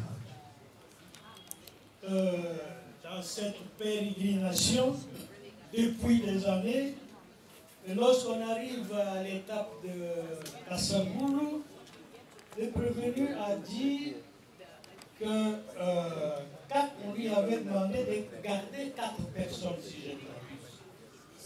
Est-ce qu'il peut dire à votre juridiction pourquoi on lui a demandé ça? À quelle fin? On l'a dit. Comme dans Kassaboulou, on habite ni.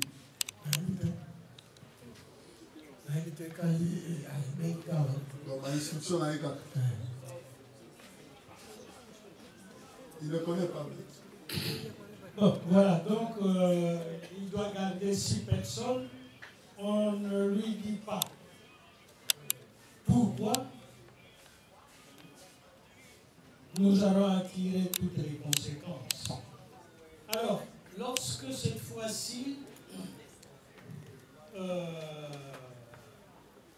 on est, si je ne m'abuse, chez l'honorable Vital Kamere, moi j'ai noté ceci, que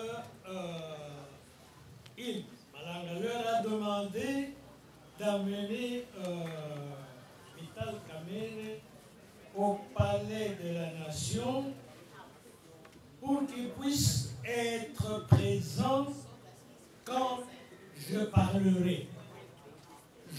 C'est Malanga. Vous m'amènerez quand même, il faut qu'il soit présent quand je parlerai. Qu'est-ce qu'il a compris par je parlerai? On l'a dit.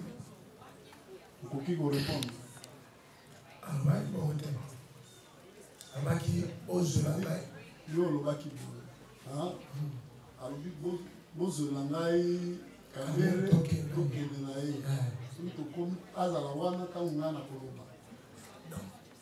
Donc, tu es pas quitté Kolobani. Avec un cause en caméra. Motunez Ali, quand on a Lobaki, on comprenait qu'il n'y a pas de côté pour la comme la force, je comprends le côté. Je comprends le débat, ça veut dire que je vais à la caméra qui est toqué. Tu nous ça va être c'est pour le bio. Quand même, depuis l'âge quand on a vu aux Olangaï, au Kémenaï, quand on a pour le bas à la Wana, c'est pour on a eu une idée de l'intention à l'intention, il y a ça là, il a quand on commence à les hommes à la prise de pouvoir, c'est présence à caméra. Il y a qui est ajouté ligne dans le parce que la plan d'ailleurs, quand nous sommes ça, on a plané dans le thème, pas aussi ça.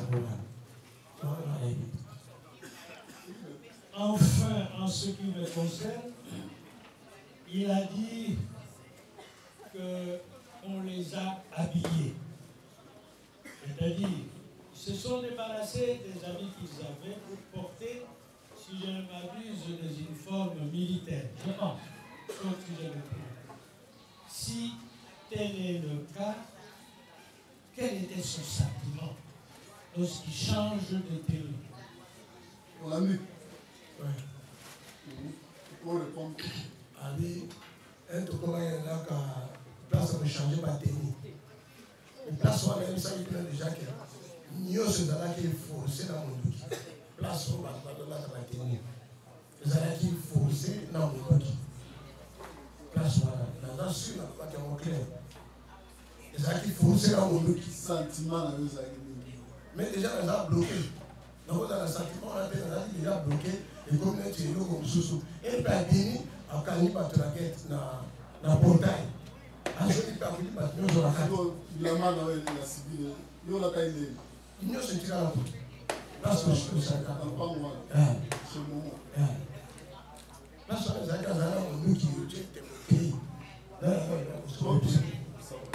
oui ouais, il y a un silence trouble de sa part, une omission trouble. Merci beaucoup. Voilà, partie civile, qui d'autre peut faire poser une question à tout le monde? Votre honneur, Monsieur le Président, bonjour. Je tenais d'abord à faire corriger le nom de la victime, le policier qui est décédé chicané. C'est Jacques Echako Waranga. Je suis là pour les parties civiles. Jacques Echako Waranga. Je suis là pour le parti civil et sa sœur, où il habitait. Paco Echako, Esther. Et Clovis Echako Mato. J'ai deux petites préoccupations. Le prévenu ici présent, s'il peut nous préciser sur deux points.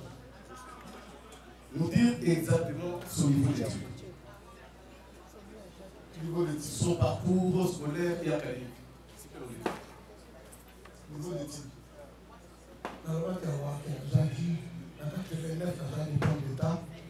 Comment la mangaï? Voilà. Après, il y a un poteau, on a sali 3 ans. Ça fait 3 ans. Université. Deuxième question. Il nous dit que sa première rencontre avec Christian Malanda remonte en 2007. Peut-il nous dire comment cette connexion a-t-elle eu lieu? Est-ce que ça ne peut pas, sous un bâton magique, vraiment c'est directement et c'est le compte? Dans le cas où ça va dans les États-Unis, aller sur la plateforme. Même la plateforme est aussi United Congolese Party. La plateforme est à sa politique pas pour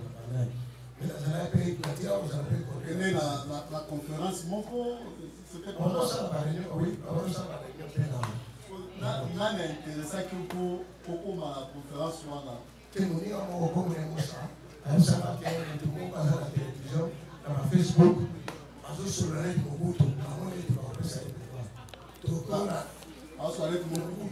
Parce qu'on a mis le pouvoir. Ils ont pouvoir. On a fait ça. Et on a des mamies, on a eu ça. Et on a fait ça. À mon état, on peut s'arrêter pour voir le jour où on a mis le bout. Et on peut te faire une côte à toute la position, toute la réunion. Oui, mais je crois que je ne m'en parle dans ces réponses. Voilà. Il y a quelqu'un d'autre? Parce qu'il se plaint ici par devant votre guise de tribunal qu'il était un forçat, que Malanga était détaillable et corvéable à merci. Peut-il dire à votre guise de tribunal que Malanga, avec son arme, le suivait derrière pour qu'il prononce, qu'il dise tout ce qu'il était en train de dire à Mangaï? Ça, c'est la première question. Mon ami, c'est sa réponse.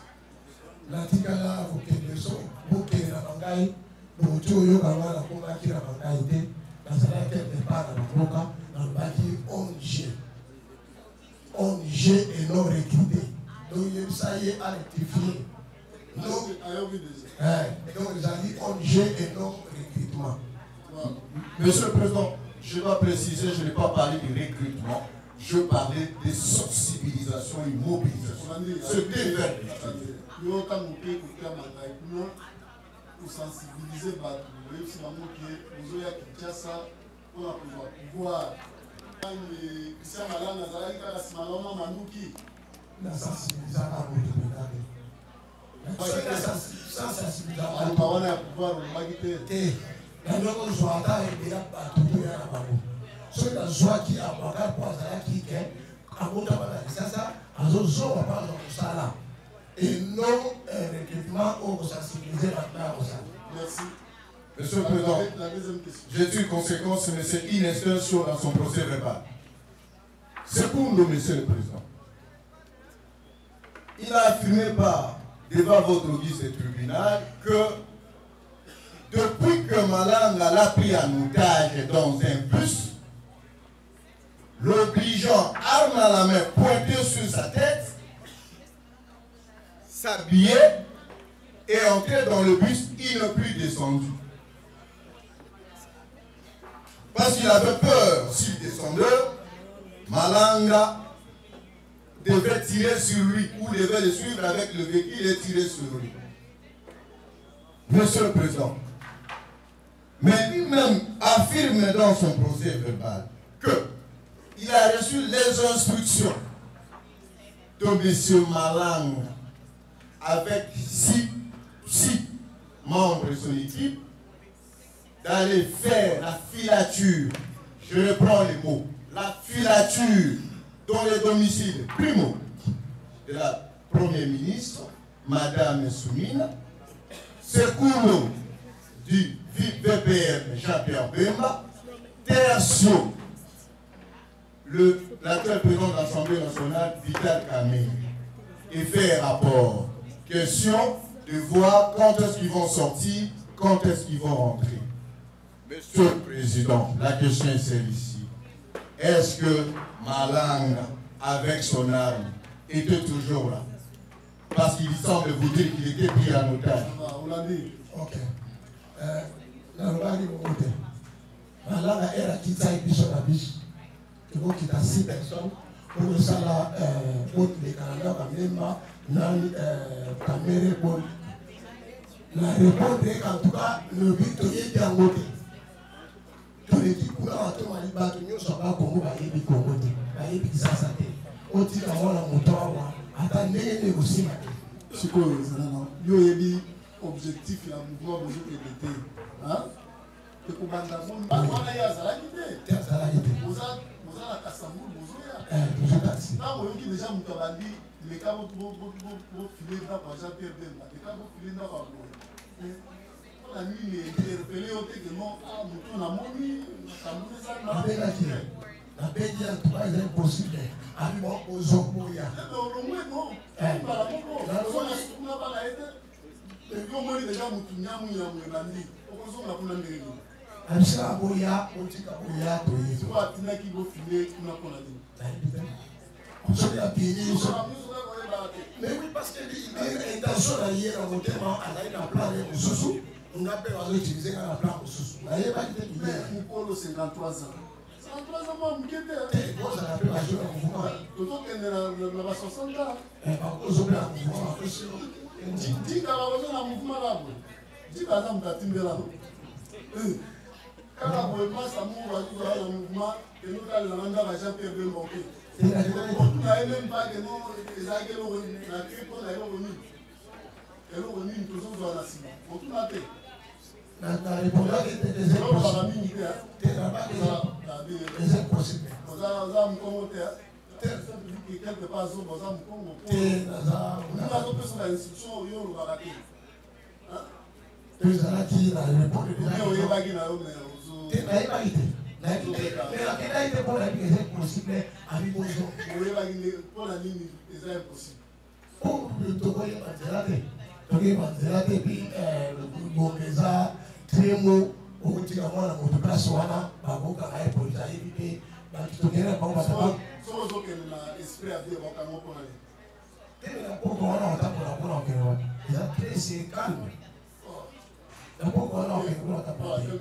Monsieur, la toute dernière question.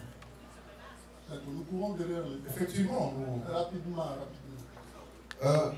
Je voulais juste que M. Youssouf dise à votre audience du tribunal.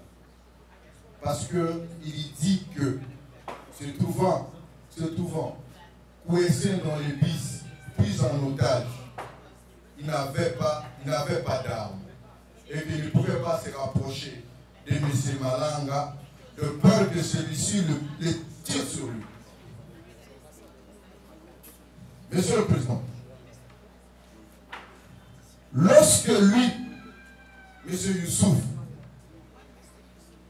prend l'arme, comment est-ce qu'il s'est retrouvé avec l'arme?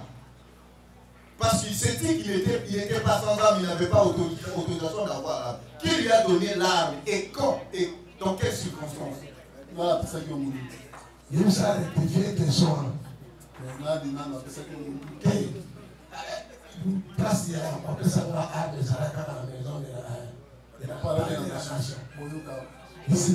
Tous les espèces qu'on pensait là, tant qu'on appelle sur arme, malin appelle en arme. Mais quand on a mis tout le monde, bon là l'autre. Non, arme côté le monde. Non, c'est pas arme et puis la robe on va tout. Oh, la robe on va tout. La robe on va côté le monde.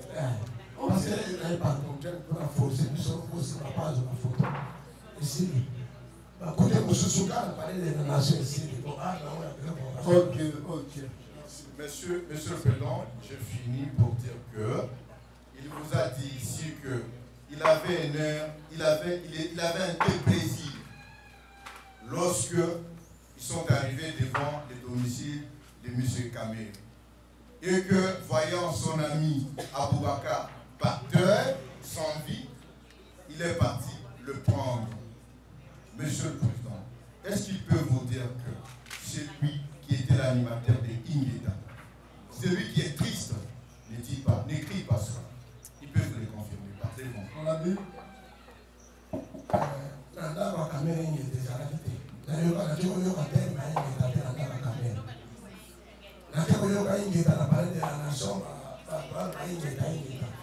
Ok. Quelqu'un d'autre? Merci, monsieur le Président. C'est une question. La présidente a fermé. Merci, monsieur le Président, pour la parole accordée. J'avais juste deux questions. Pose une seule question. Bon, poser une question, mais serrer variant. Pose une seule question, sinon je vais vous retirer la parole. Ok, ça va, merci. Je dis, si le monsieur confirme que les téléphones et les sacs du chauffeur étaient ravis avant qu'ils prennent fuite.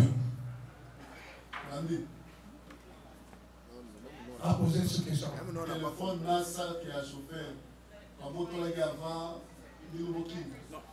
le chauffeur prenne fuite. Avant que le chauffeur acquive.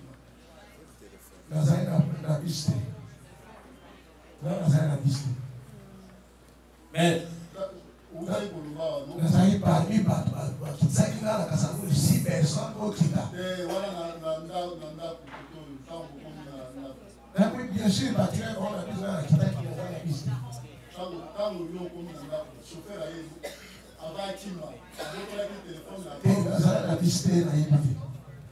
mais je ne sais pas, j'ai suivi son audition ici. Il a bien précisé que le chauffeur avait pris fuite avant de partir. C'est pourquoi Malanga était fâché, il était furieux pour aller et revenir avec un esprit de vie indu. Des questions différentes. Chauffeur à qui est basé que chauffeur à qui est bana. Et parce qu'il t'a pas portable, voilà bien comme sous. Doit poser des questions différentes et occuper la chose. Et par contre, on va faire Nazara quitté. Voilà ma chauffeur baillé, il banda Nazara quitté, tout dans la chauffeur. Et malin à moins que chauffeur à Kimi, au chauffeur à moins qu'est-ce qu'on va pas. Et on a dit qui a le sous. Merci. Cette question-là, les chauffeurs, quand ils passeront, vous la position. Madame, rapidement, avec. Merci, Monsieur le Président. Je suis Maître Kevin. Je prends la parole pour la partie civile, c'est Fielonga, veille de M. Kevin Tamba. Oui.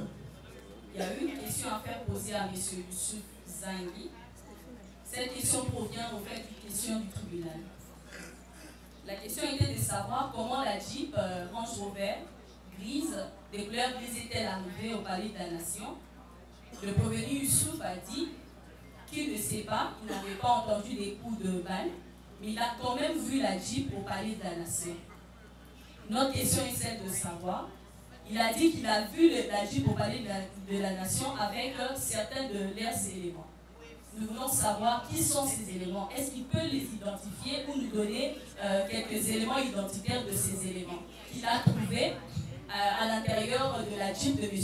Kevin Tam. Range Rover. Banal Kani Bazai na kati ya Range Rover. Bisola ya Range Rover, inspecteur ya côté wana kuna ba OPG. Batuna ngango na yeba te. Tenzela liboso tribunal lobi omonaki yango na palais de la nation. Bate wala après. Batuna ma question Range Rover na yeba te événement Range Rover. Et ça il a double check na menana baki on sala ngo ya la carte à la maison de la nation. La police va voir la histoire ya Range Rover wala te na ko répondre question à la vie. Mais on peut voir ça sur que omonaki palais de la nation. Quelques éléments na bino bazali que na éléments bazali na carte nalobaki bien ke naki omona place baclasse bavoiture bajipo tozali yango batuninga jipo enabi te po mpenza nayebi histoire ya jipo te c'est que ntango tozoloba 4 jipa totangaki na Range Rover yo moko nake komona mokuna mais